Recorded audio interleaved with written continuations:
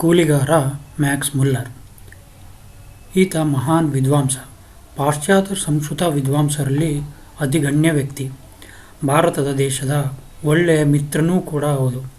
ಸ್ಕ್ರೇಡ್ books of the East ಹೆಸರಿನ ವೇದ ಸಾಹಿತ್ಯದ ಸುಮಾರು 50 ಸಂಪುಟದ ಅನುವಾದ ಒಂದೇ ಈತನ ಹಿರಿಮೆ ಸಾರಲು. ಪ್ರಮುಖವಾಗಿ ವೇದಗಳು ಆರ್ಯರ ಅಸ್ತಿತ್ವದ ಬಗ್ಗೆ ಹೇಳಿದ ಸ್ಥಳ, ಕಾಲ, ನಿರ್ಣಯ, ವೇದಗಳನ್ನು ಬೆಳಕಿಗೆ ತಂದವರ ಕುರಿತು, ವೇದ ಸಂಸ್ಕೃತಿಗೆ ಆದ್ಯರಾದ ಆರ್ಯರ ಹುಟ್ಟು ಪೂರ್ವೋತ್ತರ ಕುರಿತು ಈತ ಮಾಡಿರುವ ನಿರ್ಣಯಗಳಲ್ಲಿ ಸತ್ಯವೆಂದು ಅಂದುಕೊಳ್ಳುವ ಅಗತ್ಯವಿಲ್ಲ. ಯಾವ ಆಧಾರದ ಮೇಲೆ ಹೇಳಿದ, ಯಾವ ಪ್ರಯೋಜನಗಳನ್ನು ಬಯಸಿ, ಯಾವ ಪ್ರಭಾವಗಳಿಗೆ ಒಳಗಾಗಿ ಹೇಳಿದ ಎಂಬುದನ್ನು ಸತ್ಯದ ದೃಷ್ಟಿಕೋನದಿಂದ ಪರಿಶೀಲಿಸುವುದು ಒಳಿತು. ಮ್ಯಾಕ್ಸ್ ಮುಲ್ಲರ್ ಪ್ರಪಂಚಕ್ಕೆ ತಿಳಿದಿರುವ ವ್ಯಕ್ತಿಯೇ ಬೇರೆ, ನೈಜ ವ್ಯಕ್ತಿಯೇ ಬೇರೆ. ಮ್ಯಾಕ್ಸ್ ಮುಲ್ಲರನ ಪಾಂಡಿತ್ಯವನ್ನು, ವ್ಯಕ್ತಿತ್ವವನ್ನು ನಿಷ್ಪಕ್ಷಪಾತ ದೃಷ್ಟಿಯಿಂದ ಪ್ರಪಂಚ ಅಂದುಕೊಂಡಿರುವುದೇ ಒಂದು, ಸತ್ಯವೇ ಇನ್ನೊಂದು. ಭಾರತ ದೇಶದ ಮೇಲಿನ ಪ್ರೇಮದಿಂದ, ಹಿಂದೂ ಮತ ಮತ್ತು ವೇದ ಸಂಸ್ಕೃತಿಗಳ ಗೌರವದಿಂದ ಮ್ಯಾಕ್ಸ್ ಮುಲ್ಲರ್ ಜೀವನ ಪರ್ಯಂತ ನಿಸ್ವಾರ್ಥವಾಗಿ ದುಡಿದು ವೇದ ವಿಜ್ಞಾನವನ್ನು ಪಾಶ್ಚಾತ್ಯರಿಗೆ ಸಿಗುವಂತೆ ಮಾಡಿದನೆಂದು ಬಹಳಷ್ಟು ಜನ ಇಂದಿಗೂ ಭಾವಿಸುತ್ತಲೇ ಇದ್ದೇವೆ. ಆದರೆ ನಿಜಕ್ಕೂ ಈತ ಮಾಡಿದ್ದು ಕೂಲಿ ಕೆಲಸ. ಹೌದು, ಕೂಲಿ ಕೆಲಸ. ಅದು ಕೂಡ ಕ್ರಿಶ್ಚಿಯನ್ ಮಿಷನರಿ ಏಜೆಂಟನಾಗಿ ಮ್ಯಾಕ್ಸ್ ಮುಲ್ಲರ್ ವೇದಗಳ ಕೆಲಸಕ್ಕೆ ಕೈ ಹಾಕಿದ್ದೇ ಕೇವಲ ಹೊಟ್ಟೆಪಾಡಿಗಾಗಿ. ಮ್ಯಾಕ್ಸ್ ಮುಲ್ಲರ್ ತನ್ನ ಸ್ವದೇಶ ಜರ್ಮನಿಯನ್ನು ಬಿಟ್ಟು ಬದುಕುವ ದಾರಿ ಹುಡುಕುತ್ತಾ ಹೊರಟವ ಈತ. ಇಂದು ನಾವು ನೀವುಗಳೆಲ್ಲ ಹುಟ್ಟಿದ ಊರುಗಳನ್ನು ಬಿಟ್ಟು ಬೆಂಗಳೂರು, ಮುಂಬೈ, ಡೆಲ್ಲಿ ನಗರಗಳನ್ನು ಸೇರಿದಂತೆ, ಕೆಲಸ ಅರಸಿ ಪಟ್ಟಣವನ್ನು ಸೇರಿದಂತೆ ಹೊಟ್ಟೆಪಾಡಿಗಾಗಿ ವಿದೇಶಗಳಲ್ಲಿ ಹೋಗಿ ನೆಲೆ ನಿಂತಂತೆ ಈತನೂ ಕೂಡ. ತನ್ನ ದೇಶ ತೊರೆದ ಮ್ಯಾಕ್ಸ್ ಮುಲ್ಲರ್ ಬದುಕುವ ದಾರಿ ಹುಡುಕುತ್ತಾ ವಿದೇಶಕ್ಕೆ ತೆರಳಿ ಕೇಳಿದವರಿಗೆ ಹಳೆಯ ಕಾಗದ ಪತ್ರಗಳನ್ನು ನಕಲು ಮಾಡಿಕೊಡುತ್ತಾ ಸ್ವಲ್ಪ ಸಮಯದವರೆಗೂ ಇದೇ ವೃತ್ತಿಯಾಗಿಸಿ ಜೀವನ ಸಾಗಿಸಿದಾತ ಮ್ಯಾಕ್ಸ್ ಮುಲ್ಲರ್. ಈ ಆದಾಯ ಸಾಲದೆ ಅರೆ ಹೊಟ್ಟೆ ತಿಂದು ಸಮಸ್ಯೆ ಪಡುತ್ತಿದ್ದ. ಕೊನೆಗೆ ದಾರಿ ತೋರದೆ ತನಗೊಂದು ದಾರಿ ತೋರಿಸಬೇಕೆಂದು ಗೋಗೆರೆದು ಬೋರ್ನಪ್ ಎಂಬಾತನ ಆಶ್ರಯ ಪಡೆದ. ಇದೇ ಸಂದರ್ಭದಲ್ಲಿ ಭಾರತ ದೇಶದಲ್ಲಿ ಕ್ರೈಸ್ತ ಮತ ಪ್ರಚಾರಕ್ಕೆ ಅನುಕೂಲವಾಗಲು ಪ್ರಾಚೀನ ಋಗ್ವೇದವನ್ನು ಇಂಗ್ಲಿಷ್ಗೆ ಭಾಷಾಂತರಿಸುವ ಬಲ್ಲವರಿಗಾಗಿ ಮಿಷನರಿಗಳು ಹುಡುಕಾಟ ನಡೆಸುತ್ತಿದ್ದ ಸಮಯವದು. ಬೋನರ್ಸ್, ನೀನು ಲಂಡನ್ನಿಗೆ ಹೋಗಿ ಪ್ರಯತ್ನಪಡು ಎಂದು ಸಲಹೆಯನ್ನಿತ್ತ. ಅದರಂತೆ ಈ ಮ್ಯಾಕ್ಸ್ ಮುಲ್ಲರ್ ಲಂಡನ್ನಿಗೆ ಹೋಗಿ ಅವರಿವರ ಕಾಲುಗಳನ್ನು ಹಿಡಿದು ಕೆಲಸ ಗಿಟ್ಟಿಸಿದ. ಕೆಲಸ ಸಿಕ್ಕ ಮರುದಿನವೇ, ಅಂದರೆ 1847 ಏಪ್ರಿಲ್ 15 ಲಂಡನ್ನಿನಿಂದ ತನ್ನ ತಾಯಿಗೆ ಪತ್ರದಲ್ಲಿ ಈ ರೀತಿ ಬರೆದು ಸಂಭ್ರಮದಿಂದ ಆ ಪತ್ರದಲ್ಲಿ ವಿವರಗಳನ್ನು ಮ್ಯಾಕ್ಸ್ ಮುಲ್ಲರ್ ಹೀಗೆ ವ್ಯಕ್ತಪಡಿಸಿದ್ದ. ಒಟ್ಟಾರೆ ವ್ಯವಹಾರ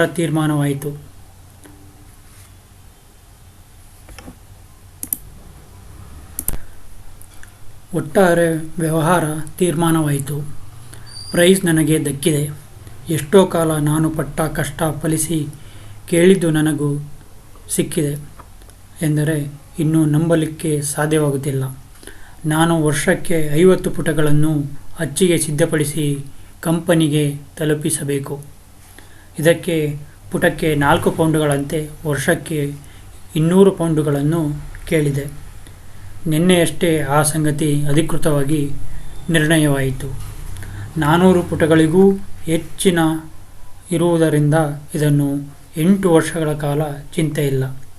ಈ ಕೆಲಸ ಕೂಡ ಎಷ್ಟು ಸಲೀಸಾದುದೆಂದರೆ ಇದನ್ನು ಮಾಡುತ್ತಾ ನಾನು ಇನ್ನೊಂದು ಉದ್ಯೋಗ ಕೂಡ ಮಾಡಿಕೊಳ್ಳಬಲ್ಲೆ. ಈಗ ಏನಂತೀಯೇ ಪ್ರೀತಿಯ ನನ್ನಮ್ಮ, ನಾನು ಆಶಿಸಿದ್ದಕ್ಕಿಂತಲೂ ಇದು ಹೆಚ್ಚಲ್ಲವೇ? ಹೀಗೆಂದು ತನ್ನ ಪತ್ರದಲ್ಲಿ ತನ್ನ ತಾಯಿಗೆ ಬರೆದಿದ್ದಾನೆ. ಆದರೆ 1847 ಏಪ್ರಿಲ್ 14 ಈಸ್ಟ್ ಇಂಡಿಯಾ ಕಂಪನಿಯವರು ಋಗ್ವೇದದ ಅನುವಾದದ ಕೆಲಸಕ್ಕೆ ಆಯ್ಕೆಯಾದಾಗ ಮ್ಯಾಕ್ಸ್ ಮುಲ್ಲರ್ನ ವಯಸ್ಸು ಸುಮಾರು 24 ವರ್ಷ. ಈ ಸಂದರ್ಭದಲ್ಲಿ ಮ್ಯಾಕ್ಸ್ ಮುಲ್ಲರನಿಗೆ ಸಂಸ್ಕೃತದ ಪರಿಚಯ ಕೇವಲ 6 ವರ್ಷಗಳದ್ದು ಮಾತ್ರ. ಮಹಾನ್ ಪಂಡಿತರಿಗೆ ಜೀವನ ಪರ್ಯಂತ ಶ್ರಮಿಸಿದರೂ ಪೂರ್ಣ ಪ್ರಮಾಣದ ವೇದಾರ್ಥಗಳನ್ನು ಅರಿಯುವುದು ಕಷ್ಟವೆಂದು ಸಾಂಪ್ರದಾಯಿಕ ಪಂಡಿತರು ಹೇಳುವಾಗ, ಜರ್ಮನಿಯಲ್ಲಿ ಹುಟ್ಟಿದ ಮ್ಯಾಕ್ಸ್ ಮುಲ್ಲರ್ ಜರ್ಮನ್ ಗುರುಗಳ ಹತ್ತಿರ ಸಂಸ್ಕೃತ ಕಲಿಯಲಾರಂಭಿಸಿ 6 ವರ್ಷಗಳಿಗೆ ವೇದಗಳನ್ನು ಮಂಥಿಸಿ ಶೋಧಿಸಿ ಅದರ ಭಾವಾರ್ಥಗಳನ್ನು ತನಗೆ ಇನ್ನೊಂದು ವಿದೇಶಿ ಭಾಷೆಯಾಗಿದ್ದ ಇಂಗ್ಲಿಷ್ಗೆ ಭಾಷಾಂತರಿಸುವ ಸಾಮರ್ಥ್ಯ ಬಂದಿತ್ತೇ ಮ್ಯಾಕ್ಸ್ ಮುಲ್ಲರನಿಗೆ ಎಂಬುದೇ ಅನುಮಾನ.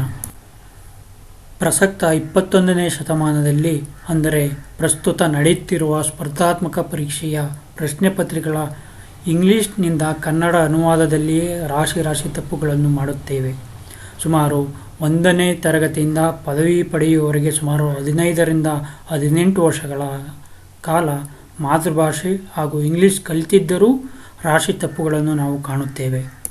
ಹೀಗಿರುವಾಗ ಹೊಟ್ಟೆಪಾಡಿಗಾಗಿ ಈಸ್ಟ್ ಇಂಡಿಯಾ ಕಂಪನಿಯನ್ನು ಅವಲಂಬಿಸಿದ ಮ್ಯಾಕ್ಸ್ ಮುಲ್ಲರ್ ವೇದಗಳ ಅನುವಾದಕ್ಕೆ ಕೈ ಹಾಕಿದ್ದು ಕೇವಲ ಜಾಬ್ ವರ್ಕ್ ಆಗಿ ಮಾತ್ರ. ಈ ಮ್ಯಾಕ್ಸ್ ಮುಲ್ಲರ್ ವೇದದ ಪ್ರಾಜೆಕ್ಟ್ ಒಳಗುಟ್ಟು ಸುಮಾರು 1866ರಲ್ಲಿ ತನ್ನ ಹೆಂಡತಿಗೆ ಬರೆದ ಪತ್ರದಲ್ಲಿ ಈ ರೀತಿ ತಿಳಿಸಿದ್ದಾನೆ: ನೋಡಲು ನಾನು ಬದುಕಿದ್ದರೂ ನಾನು ಮಾಡುತ್ತಿರುವ ವೇದಗಳ ಅನುವಾದ ಇನ್ನು ಮುಂದೆ ಇಂಡಿಯಾದ ಹಣೆಬರಹದ ಮೇಲೆ ಬಹಳ ಪ್ರಭಾವ ಬೀರುತ್ತದೆ. ಅವರ ಮತಕ್ಕೆ ಇದೇ ತಾಯಿಬೇರು. ಸುಮಾರು 3000 ವರ್ಷಗಳಿಂದ ಆ ತಾಯಿಬೇರಿನಿಂದ ಜನಿಸಿದ ಎಲ್ಲವನ್ನೂ ಸಂಪೂರ್ಣ ಮೂಲೋತ್ಪಾಟನೆ ಮಾಡಲು ಆ ಬೇರನ್ನು ಕಿತ್ತು ಅವರಿಗೆ ತೋರಿಸುವುದೇ ಮಾರ್ಗವೆಂದು ನನ್ನ ಬಲವಾದ ನಂಬಿಕೆ.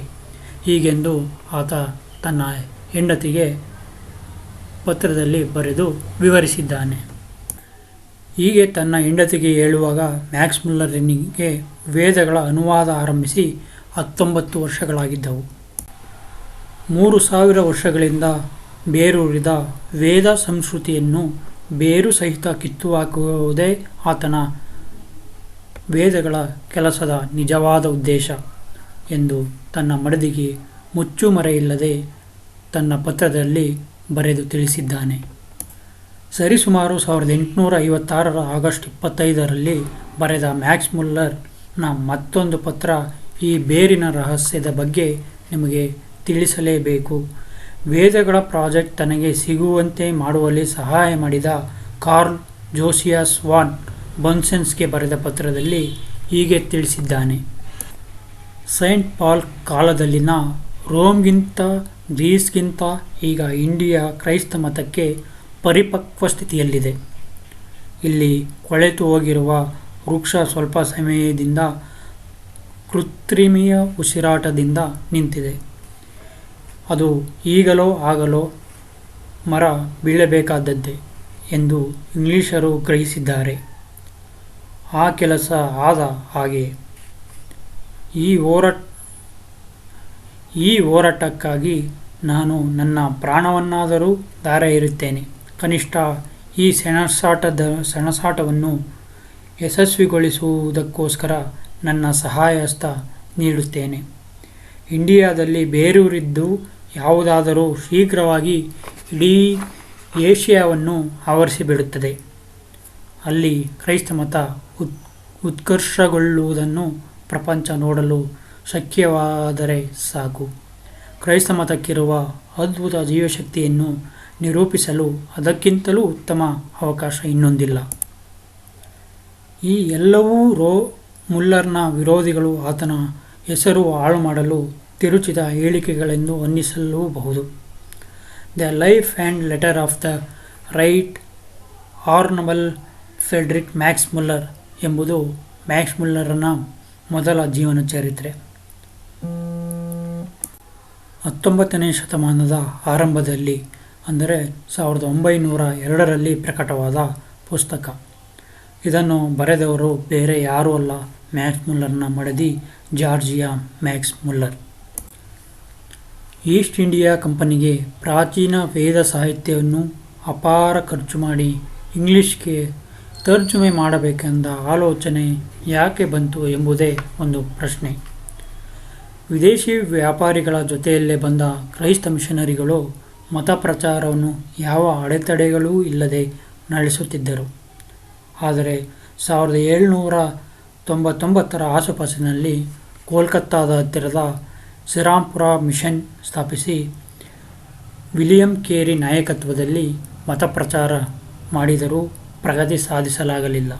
ಕಾರಣ ಅಲ್ಲಿನ ರಾಜಾ ರಾಮ್ ಮೋಹನ್ ರಾಯ್. ಅಂದಿನ ಭಾರತದ ಮೇಧಾವಿಗಳಲ್ಲಿ ಪ್ರಮುಖರು ಮೋಹನ್ ರಾಯ್ ರವರು. ಬೆಳಗುತ್ತಾ ಆರ್ಯ ಧರ್ಮ ವೇದೋಪನಿಷತ್ಗಳ ಪ್ರಚಾರವನ್ನು ವಿಸ್ತೃತವಾಗಿ ಮಾಡುತ್ತಿದ್ದ ರಾಯರವರ ಎದುರು ನಿಲ್ಲಲು ಈ ಇಂಗ್ಲಿಷ್ ಪಾದ್ರಿಗಳಿಗೆ ಸಾಧ್ಯವಾಗಿರಲಿಲ್ಲ. ಈ ಮೊದಲು 1818ರಲ್ಲಿ reverend William Adam Rajaram Mohan ರಾಯರನ್ನೇ ಪಳಗಿಸಿಕೊಂಡು ತಮ್ಮ ದಾರಿಗೆ ಎಳೆಯಲು ಪ್ರಯತ್ನಿಸಿದರಾದರೂ ಕೊನೆಗೆ ರೆವರೆಂಡ್ ವಿಲಿಯಂ ತಾನೇ ಏಕೇಶ್ವರವಾದವನ್ನು ಒಪ್ಪುವಂತಾಯಿತು. ಅಂತಿಮವಾಗಿ ತಾನೇ ಕ್ರೈಸ್ತ ಮತವನ್ನು ತೊರೆದು ರಾಯ್ ಮತದಲ್ಲಿ ಅದ್ವೈತ ಪ್ರಚಾರ ಆರಂಭಿಸಿದ ರೆವರೆಂಡ್ ವಿಲಿಯಂ ಆಡಮ್ ದೀರ್ಘಕಾಲದ ಚಿಂತನ ಮಂಥನ ನಡೆಸಿ ಹಿಂದೂ ಮತಸ್ಥರನ್ನು ಕ್ರೈಸ್ತ ಮತದತ್ತ ಆಕರ್ಷಿಸಬೇಕೆಂದರೆ ಮೊದಲು ಅವರ ಗ್ರಂಥದಲ್ಲಿ ಏನಿದೆ ಎಂಬುದನ್ನು ತಿಳಿಯಬೇಕಾದದ್ದು ಅವಶ್ಯಕ ಎನ್ನುವುದು ಅರಿವಾಯಿತು. ಇದೇ ಕಾರಣಕ್ಕಾಗಿ ಬ್ರಿಟಿಷರು ಅಂದರೆ ಇಂಗ್ಲಿಷರು ವೇದಗಳನ್ನು ಇಂಗ್ಲಿಷ್ನಲ್ಲಿ ಬರೆಯಬಲ್ಲವರಿಗಾಗಿ ವಿಸ್ತೃತವಾಗಿ ದೇಶ ವಿದೇಶಗಳಲ್ಲಿ ಹುಡುಕಾಟ ನಡೆಸಿದಾಗ ಕೊನೆಗೆ ಸಿಕ್ಕವನೇ ಈ ಮ್ಯಾಕ್ಸ್ ಮುಲ್ಲರ್. ಭಾರತದಲ್ಲಿ ಅಧಿಕಾರ ಬಲಪಡಿಸಲು ಹಿಂದೂಗಳನ್ನು ಬೃಹತ್ ಸಂಖ್ಯೆಯಲ್ಲಿ ಮತಾಂತರಿಸುವುದು ಮುಖ್ಯವೆಂದು ತಿಳಿದು ಈಸ್ಟ್ ಇಂಡಿಯಾ ಕಂಪನಿಯವರು ವ್ಯಾಪಾರ ದೃಷ್ಟಿಯಿಂದ ಒಪ್ಪಿಕೊಂಡು ಋಗ್ವೇದದ ಅನುವಾದ ಕಾರ್ಯಕ್ಕೆ ಅಪಾರ ಮೊತ್ತವನ್ನು ತೆಗೆದಿರಿಸಿದರು. ಒಂದು ದೃಷ್ಟಿಯಿಂದ ವೇದಗಳನ್ನು ಇಂಗ್ಲಿಷ್ಗೆ ಭಾಷಾಂತರ ಕೈಗೊಂಡಿದ್ದರಿಂದ ಒಳ್ಳೆಯದೇ ಆಯಿತು. ಮ್ಯಾಕ್ಸ್ ಮುಲ್ಲರ್ ಬೇರು ಕಿತ್ತು ತೋರಿಸಿದರೂ ವೇದ ಸಂಸ್ಕೃತಿ ಸಾಯಲಿಲ್ಲ. ಅಂದಿನಿಂದ ಇಂದಿನವರೆಗೂ ಕೇವಲ ಕೆಲವೇ ಭಾರತೀಯರಿಗೆ ವೇದ ವಿದ್ವಾಂಸರಿಗೆ ಸೀಮಿತವಾದ ಪ್ರಾಚೀನ ವೇದ ಪ್ರಪಂಚ ಭಾಷೆಯಲ್ಲಿ ಎಲ್ಲರಿಗೂ ಕೈಗೆಟುಕುವಂತೆ ಮಾಡಿದ್ದರಿಂದ ವೇದ ಸಂಸ್ಕೃತಿಗೆ ಮತ್ತಷ್ಟು ಪ್ರಚಾರ ದೊರೆಯಿತು. ಮ್ಯಾಕ್ಸ್ ಮುಲ್ಲರ್ನ ಈ ಬೃಹತ್ ಕಾರ್ಯದಿಂದ ವೇದಗಳ ಮಟ್ಟಿಗೆ ಉಪಕಾರವೇ ಆದರೂ ಅನುವಾದದಿಂದ ದೊರೆತ ಅಧಿಕಾರ ಬಲದಿಂದ ಮುಲ್ಲರ್ ನೀಡಿದ ದಾರಿ ತಪ್ಪಿಸುವ ಕಾಲನಿರ್ಣಯದಿಂದ ಕ್ರಿಶ್ಚಿಯನ್ ಕಣ್ಣುಗಳಿಂದ ಪ್ರಾಚೀನ ಭಾರತದ ಚರಿತ್ರೆಯನ್ನು ಬಾಧಿಸಿದೆ ಎಂದರೆ ತಪ್ಪಾಗಲಾರದು. ಈ ಮ್ಯಾಕ್ಸ್ ಮುಲ್ಲರ್ ತನ್ನ ಮತ ವಿಶ್ವಾಸಗಳಿಗೆ ತಕ್ಕಂತೆ ಕಲ್ಪನೆಯನ್ನು ಮಾಡಿ ಆರ್ಯ ನಾಗರಿಕತೆಗೆ ಆತ ಹಾಕಿದ ಶಿಲುಬೆಯಿಂದ ಭಾರತ ದೇಶಕ್ಕೆ ಇನ್ನಿಲ್ಲದಷ್ಟು ಹಾನಿಯಾಗಿರುವುದು ಮಾತ್ರ ನಿಜ ವಿಷಯ. ಹಾಗಾಗಿ ಚರಿತ್ರೆಯಲ್ಲಿ ಕೇವಲ ಒಂದೇ ಆಯಾಮದಲ್ಲಿ ನೋಡಿ ಅದನ್ನು 100ಕ್ಕೆ 100 ನಂಬುವುದು ಮೂರ್ಖತನವಾದೀತು.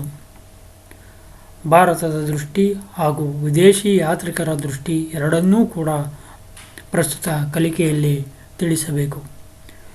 ಭಾರತೀಯ ಮಹನೀಯ ರಾಜಾ ರಾಮ್ ಮೋಹನ್ ರಾಯ್ ಕುರಿತು ನಾವು ಇತಿಹಾಸ ಪುಟದಲ್ಲಿ ಕೇವಲ ಒಂದು ಪುಟಕ್ಕೆ ಸೀಮಿತಗೊಳಿಸಿರುವುದು ವಿಪರ್ಯಾಸವೇ ಸರಿ. ಮ್ಯಾಕ್ಸ್ ಮುಲ್ಲರ್ನು ಈಸ್ಟ್ ಇಂಡಿಯಾ ಕಂಪನಿಗೆ ಕೇವಲ ಕೂಲಿ ಕೆಲಸಗಾರನಾಗಿ ಸೇರಿದವನಿಗೆ ಭಾರತದ ಸಾವಿರಾರು ವರ್ಷಗಳ ಚರಿತ್ರೆ ತಿಳಿದಿರಲು ಹೇಗೆ ಸಾಧ್ಯ? ಈ ಸಮಯದಲ್ಲಿ ಬಂಗಾಳದ ರಾಜಾರಾಮ್ ಅವರನ್ನು ಸ್ಮರಿಸಬೇಕಾದದ್ದು ನಮ್ಮೆಲ್ಲರ ಕರ್ತವ್ಯ.